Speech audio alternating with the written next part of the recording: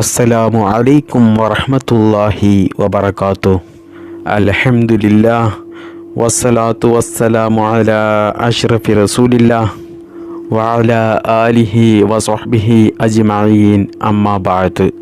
സ്നേഹം നിറഞ്ഞ ഉമ്മമാരെ, സഹോദരിമാരെ, സഹോദരന്മാരെ, ഇന്നത്തെ ക്ലാസ്സിൽ നമ്മൾ ചർച്ച ചെയ്യുന്നത് ആദരവായ നബി സല്ലല്ലാഹു അലൈഹി വസല്ലമ തങ്ങളുടെ 17ാമത്തെ മകനാണ് നമ്മുടെ സ്വന്തം രാജ്യത്ത് ഏർവാടി മഖാമിൽ അന്ത്യവിശ്രമം കൊള്ളുന്ന മഹാനായ ഇബ്രാഹിം ബാദുഷാ റളിയല്ലാഹു അൻഹു.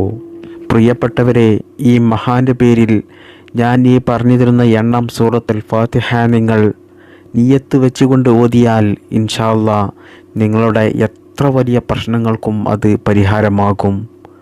നിങ്ങളുടെ എത്ര വലിയ മുറാദുകളും അല്ലാഹു സുബ്ഹാനഹു തആല നിറവേറ്റി തരും. കാരണം അതിന് ആയിരക്കണക്കിന് പതിനായിരക്കണക്കിന് അനുഭവങ്ങൾ പറയാനുണ്ട്. നിങ്ങൾക്ക് തന്നെ ഒരുപാട് ആളുകളുടെ അനുഭവം കേട്ട ചരിത്രമുണ്ടാകും. ഈ വിഷയത്തെക്കുറിച്ച് പറയുന്നതിൻ്റെ മുമ്പായിട്ട് മഹാനായ ഏർവാടിയിൽ അന്ത്യവിശ്രമം കൊള്ളുന്ന സയ്യിദ് ഇബ്രാഹിം ബാദുഷാ റളിയല്ലാഹു അൻഹുവിനെ കുറിച്ച് കുറച്ച് കാര്യങ്ങൾ ഞാൻ നിങ്ങൾക്ക് പറഞ്ഞു തരാം. മഹാനവറുകളെക്കുറിച്ച് അറിഞ്ഞു കഴിഞ്ഞാൽ തന്നെ നിങ്ങൾക്ക് മഹാനവറുകളുടെ പേരിൽ ഫാത്തിഹ ഓതാൻ താല്പര്യം വർദ്ധിക്കുകയേ ഉള്ളൂ. അതുകൊണ്ട് മഹാനവറുകളെക്കുറിച്ച് ഞാൻ കുറച്ച് കാര്യങ്ങൾ പറഞ്ഞു തരാം. മഹാനവറുകളുടെ മക്ബറയുള്ളത് തമിഴ്നാട്ടിലാണ്. തമിഴ്നാട്ടിലെ നാദാപുരം എന്നൊരു ഗ്രാമത്തിലാണ്.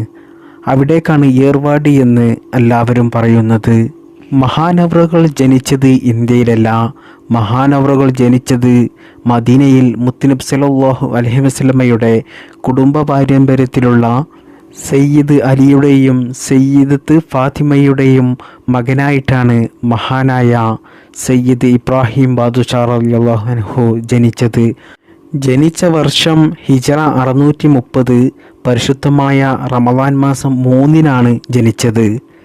അപ്പോൾ നിങ്ങൾക്കൊരു സംശയമുണ്ടാകും, അങ്ങനെയാണെങ്കിൽ എങ്ങനെയാണ് മഹാനവറുകൾ ഇന്ത്യയിലെത്തിയത് എന്ന്. അത് ഞാൻ വിശദമായി പറഞ്ഞു തരാം. ചെറുപ്പത്തിൽ തന്നെ തികഞ്ഞ ഭക്തിയും ദീനീബോധവും സത്യസന്ധതയും അതുപോലെ തന്നെ ധൈര്യശാലിയുമായിരുന്നു മഹാനവറുകൾ. മദീനയിൽ അന്നുണ്ടായിരുന്ന യുവാക്കളിൽ വെച്ച് ഏറ്റവും ആദരണീയനായ ഒരു യുവാവായിരുന്നു മഹാനവറുകൾ.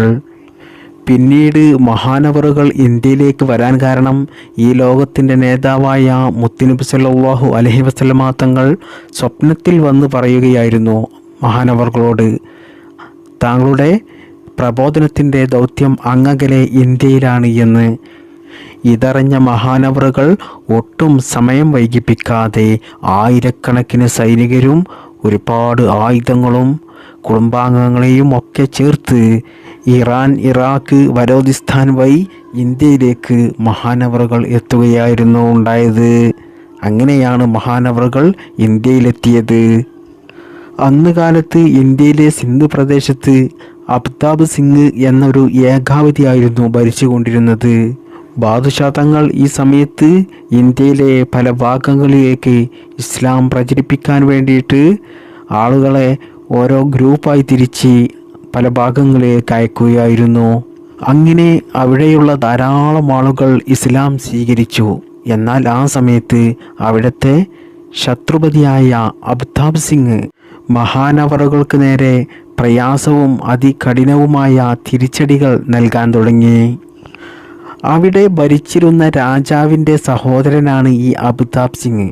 ഈ അബ്താബ് സിംഗ് വലിയ മോശപ്പെട്ട ആളായിരുന്നു, ഒരു നീചനായിരുന്നു. ആളുകൾക്ക് എപ്പോഴും പ്രയാസമുണ്ടാക്കുന്ന ഒരു വലിയ തമ്മാടിയായിരുന്നു ഈ അബ്താബ് സിംഗ്. അങ്ങനെ ആ പ്രദേശം ഭരിച്ചിരുന്ന ഈ രാജാവും സഹോദരനായ അബ്താബ് സിംഗും കൂടി അവർ ഒരു തീരുമാനമെടുത്തു. എന്താണ് തീരുമാനം? മഹാനവറുകളെയും മഹാനവറുകളുടെ സൈന്യത്തെയും കുടുംബത്തെയും ഒക്കെ യുദ്ധം ചെയ്ത് ഇവിടെ നിന്ന് ആട്ടി ഓടിക്കണം എന്നുള്ള ഒരു തീരുമാനമെടുത്തു. ഇതറിഞ്ഞ മഹാനായ ഇബ്രാഹിം ബാദുഷാ റളിയല്ലാഹു അൻഹു യുദ്ധത്തിന് തയ്യാറാവുകയും അവിടെ പൊരിഞ്ഞ യുദ്ധം നടക്കുകയും ചെയ്തു. ആ യുദ്ധത്തിൽ അവിടെ ഭരിച്ചിരുന്ന ആ രാജാവ് കൊല്ലപ്പെട്ടു. എന്നാൽ അബ്താബ് സിംഗ് കൊല്ലപ്പെടാതെ രക്ഷപ്പെടുകയും ചെയ്തു. പിന്നീട് കുറച്ച് വർഷങ്ങൾ കഴിഞ്ഞതിന് ശേഷം അബ്താബ് സിംഗുമായിട്ട് മഹാനവറുകൾ യുദ്ധം നടത്തി. അതിൽ അബ്താബ് സിംഗ് കൊല്ലപ്പെടുകയും ചെയ്തു. അങ്ങനെ പിന്നീട് ഇബ്രാഹിം ബാദുഷാ തങ്ങൾ തൻ്റെ ദീനീ ദഅവത്തിൻ്റെ ദൗത്യവുമായിട്ട് പിന്നെ ആരുടെയും ശല്യമില്ല. അങ്ങനെ ഗുജറാത്തിലുള്ള ഒരുപാട് മുശ്രിക്കുകൾ, കാഫിറായിട്ടുള്ള ആളുകളും മറ്റു മതസ്ഥരുമൊക്കെ ഇസ്ലാമിലേക്ക് ധാരാളമായിട്ട് ഒഴുകി വന്നു. അങ്ങനെ ഇതറിഞ്ഞ ഗുജറാത്ത് ഭരിച്ചിരുന്ന ഗോഡാ സിംഗ് എന്ന രാജാവ് പിന്നീട് മഹാനവറുകളുമായിട്ട് യുദ്ധം ചെയ്തു. കാരണം അവിടെയുള്ള ആളുകളൊക്കെ പരിശുദ്ധ ഇസ്ലാമിലേക്ക് കടന്നു വരികയാണ്. അത് അവർക്ക് ഒട്ടും പിടിച്ചിട്ടില്ല. അതുകൊണ്ട് തന്നെ അവർ മഹാനവറുകളുമായിട്ട് യുദ്ധം പ്രഖ്യാപിക്കുകയും യുദ്ധം നടക്കുകയും ചെയ്തു. അങ്ങനെ അവസാനമായിട്ട് അവിടെയുള്ള ഗോഡാ സിംഗ് എന്ന ആ രാജാവും കൊല്ലപ്പെട്ടു. യുദ്ധത്തിൽ മഹാനവറുകളുടെ വാളിൻ്റെ ഇരയായി. പിന്നീട് ഗുജറാത്തും അവിടെയുള്ള പ്രദേശവുമൊക്കെ മഹാനവറുകളുടെ കയ്യിലായി. അവിടെ ഇസ്ലാം ഭരണമായി. അങ്ങനെ സിന്ധിൽ എന്ന പ്രദേശത്ത് ദുൽഫിക്കാർ എന്ന ഒരാളെ അമീറാക്കുകയും മഹാനായ ഇബ്രാഹിം ബാദുഷാ റളിയല്ലാഹു അൻഹു പിന്നീട് മദീനയിലേക്ക് തന്നെ തിരിച്ചു പോവുകയും ചെയ്തു. അങ്ങനെ പിന്നീട് മഹാനവറുകൾ ഒരുപാട് കാലം മദീനയിൽ തന്നെ ദീനീ ദഅവത്തുമായി പോയി. ആ സമയത്തായിരുന്നു അവിടെ ഗവർണറായിരുന്ന തൻ്റെ പിതാവ് വഫാത്തായത്. അങ്ങനെ പിന്നീട് ആ ഗവർണർ സ്ഥാനം മഹാനവറുകൾ ഏറ്റെടുക്കുകയും ചെയ്തു. എന്നാൽ ഗവർണർ സ്ഥാനം ഏറ്റെടുത്ത് മഹാനവറുകൾക്ക് അധികകാലം മദീനയിൽ തന്നെ നിൽക്കാൻ പറ്റിയില്ല. മുത്തുനബി സല്ലല്ലാഹു അലൈഹി വസല്ലമ തങ്ങളുടെ കൽപ്പന പ്രകാരം വീണ്ടും ഇന്ത്യയിലേക്ക് തന്നെ വരികയായിരുന്നു. ഹിജറ 681 ഇബ്രാഹിം ബാദുഷാ തങ്ങളുടെയും അമീർ അബ്ബാസിൻ്റെയും നേതൃത്വത്തിലാണ് അവർ വീണ്ടും ഇന്ത്യയിലെത്തിയത്. 3 ഡോക്ടർമാരും നിരവധി ആളുകളും അതുപോലെ ധാരാളം സൈനികരും ഉണ്ടായിരുന്നു. ഇവർ എല്ലാവരും കൂടി ഇന്ത്യയിലേക്ക് വരുന്നത് ജിദ്ദ തുറമുഖത്ത് നിന്നും പായക്കപ്പലിലായിരുന്നു. പിന്നീട് അവർ വന്ന് കയറിയത് കേരളത്തിലെ കണ്ണൂർ തുറമുഖത്താണ്. മുമ്പുള്ള രാജാക്കന്മാരെ പോലെയല്ല ബാദുഷാ തങ്ങൾ ഇപ്പോഴത്തെ ഈ വരവിൽ ആ രാജാവ് ദീനീബോധം നടത്താനുള്ള എല്ലാ സഹായ സഹകരണങ്ങളും ബാദുഷാ തങ്ങൾക്ക് ചെയ്തു കൊടുത്തു. അങ്ങനെ കണ്ണൂരിലും പരിസര പ്രദേശത്തൊക്കെ തൗഹീദ് പ്രചരിപ്പിച്ചു. അവസാനമായി കേരളത്തിൽ കൊച്ചിയിലും ആലപ്പുഴയിലും ദീനീ പ്രബോധനം നടത്തി. പിന്നീട് വീണ്ടും തമിഴ്നാട്ടിലേക്ക് തന്നെ മഹാനവറുകൾ യാത്രയായി. അന്നത്തെ തമിഴ്നാട്ടിലെ പാണ്ഡ്യ രാജ്യം 3 നാടുകൾ ഉൾപ്പെട്ടതായിരുന്നു. അതായത് തിരുനെൽവേലി, മധുര, രാമനാഥപുരം എന്നിവയായിരുന്നു ആ നാടുകൾ. പാണ്ഡ്യൻ്റെ മരണശേഷം മക്കളായ ഗുണശേഖരൻ പാണ്ഡ്യൻ തിരുനെൽവേലിയിലും തിരുപാണ്ഡ്യൻ മധുരയിലും വിക്രമാദു പാണ്ഡ്യൻ രാമനാഥപുരത്തുമായിരുന്നു അന്ന് ഭരണം നടത്തിയിരുന്നത്. എന്നാൽ ശൈഖവറുകളുടെ ദീനീ ദഅവത്ത് ഗുണശേഖരൻ പാണ്ഡ്യയുടെ സ്ഥലമായ തിരുനെൽവേലിയിലുമെത്തി. എന്നാൽ അവിടെ ആ രാജാവ് ആ സമയത്ത് ഇതുപോലെ ഒരുപാട് സഹായങ്ങൾ മഹാനവറുകൾക്ക് ദീനീ ദഅവത്തിന് വേണ്ടി ചെയ്തു കൊടുത്തു.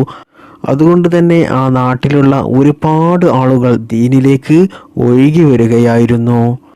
പിന്നീട് മഹാനവറുകൾ ഒരാളെ അവിടെ അമീറാക്കി നിർത്തി.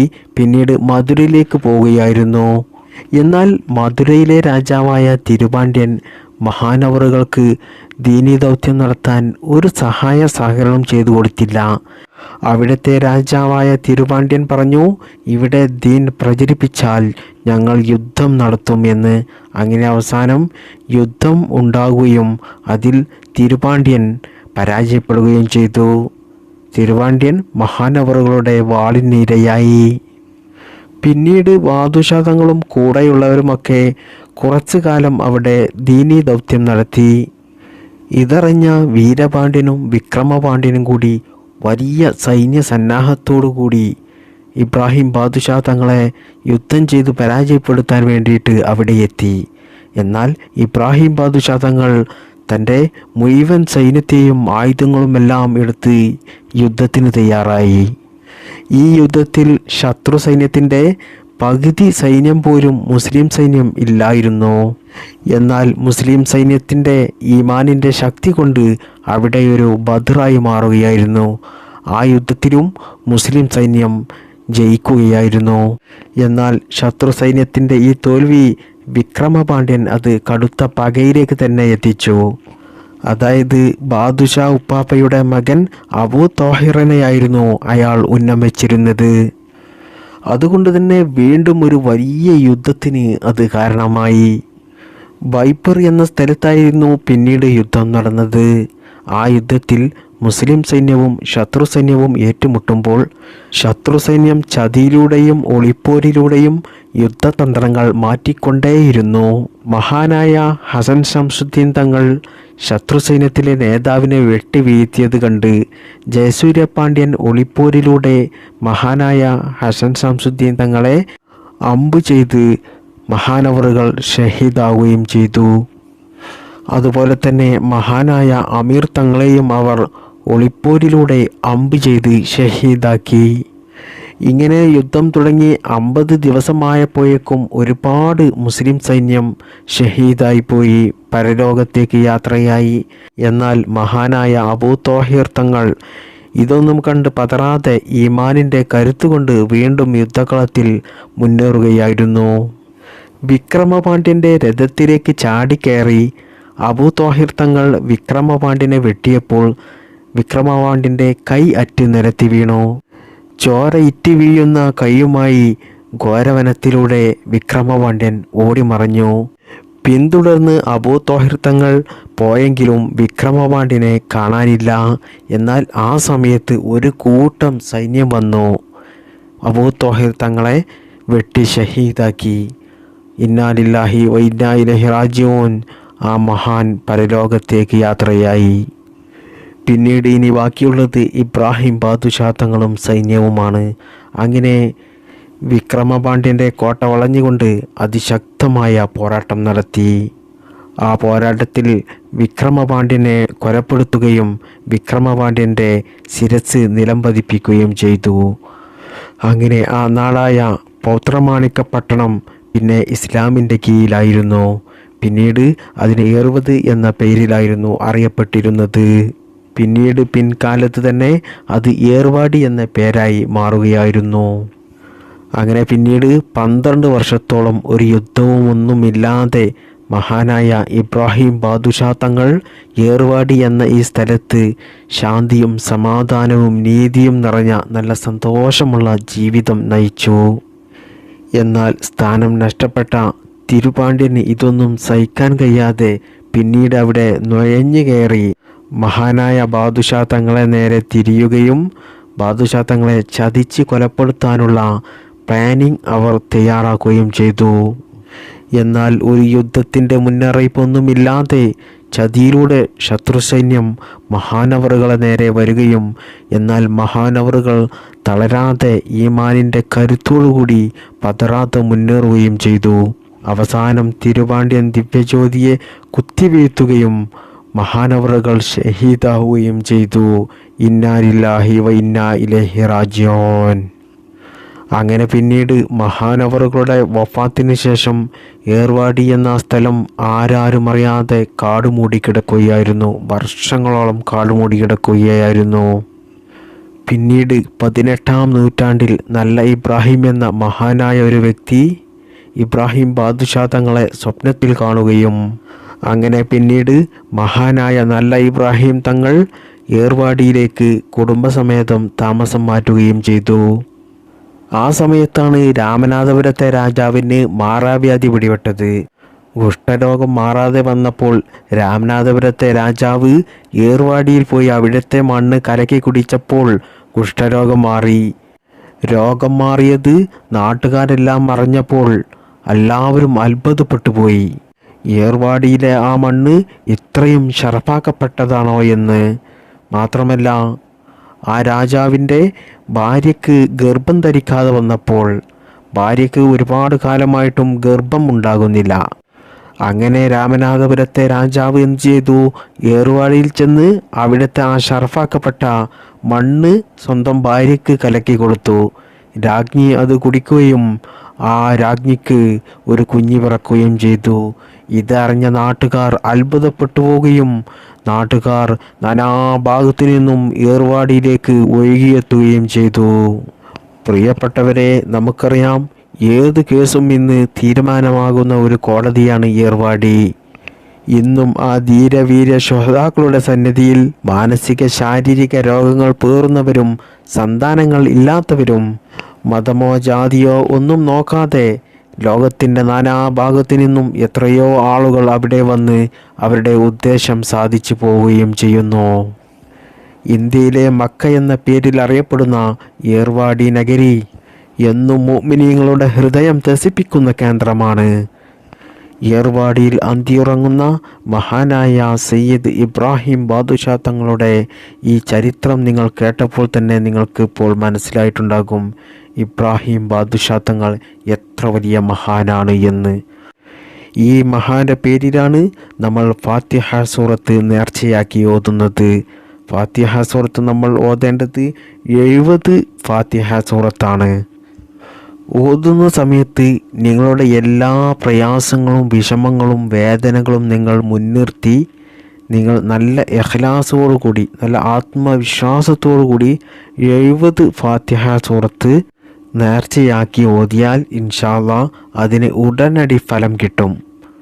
ഈ മജ്ലിസിൽ 70 സൂറത്തുൽ ഫാത്തിഹ ഏർവാടി ദർഗയിലേക്ക് നേർച്ചയാക്കി ഓതിയിട്ട് എത്രയോ ആളുകൾക്ക് അവരുടെ പ്രശ്നങ്ങൾക്ക് പരിഹാരം കിട്ടിയിട്ടുണ്ട്. അവരുടെ പ്രയാസങ്ങളും വിഷമങ്ങളുമെല്ലാം മാറിക്കിട്ടിയിട്ടുണ്ട്. ഒരുപാട് ആളുകളുടെ പല മുറാദുകളും നിറവേറിക്കിട്ടിയിട്ടുണ്ട്. അതുകൊണ്ട് ഇൻഷാ അല്ലാഹ് നിങ്ങൾ ഇതുപോലെ 70 സൂറത്തുൽ ഫാത്തിഹ നേർച്ചയാക്കി ഓതുകയാണെങ്കിൽ ഉറപ്പാണ് നിങ്ങളുടെ ആഗ്രഹവും അല്ലാഹു സുബ്ഹാനഹു തആല നിറവേറ്റിത്തരും. ലക്ഷക്കണക്കിന് ആളുകളുടെ അവരുടെ പ്രശ്നങ്ങൾക്ക് പരിഹാരം ലഭിച്ചതുകൊണ്ടാണ് ഇന്നും ഏർവാടിയിലേക്ക് ലക്ഷക്കണക്കിന് ആളുകൾ ഒഴുകിയെത്തുന്നത്. മുറാദുകൾ ഹാസിലായവർ എത്രയോ ആളുകൾ അവരുടെ അനുഭവം പങ്കുവച്ചവരുണ്ട്. ഇന്നും അവർ മുടങ്ങാതെ ബാദുഷാ തങ്ങളുടെ പേരിൽ ഫാത്തിഹ ഓതുന്നവരാണ്.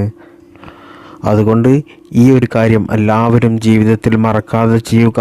അല്ലാഹു സുബ്ഹാനഹു തആല അതിനെ തൗഫീഖ് ചെയ്യട്ടെ.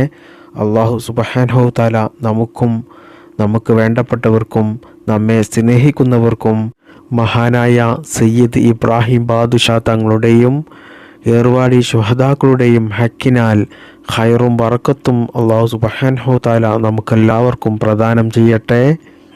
നമ്മുടെ എല്ലാവരുടെയും ശാരീരികമായിട്ടും മാനസികമായിട്ടും പൈശാചികമായിട്ടുമുള്ള എല്ലാ പ്രയാസങ്ങളും ഏർവാടി ശുഹദാക്കളുടെ ഹക്കിനാൽ നീക്കിത്തന്ന് റാഹത്തുള്ള ജീവിതം നൽകി അല്ലാഹു അനുഗ്രഹിക്കുമാറാകട്ടെ.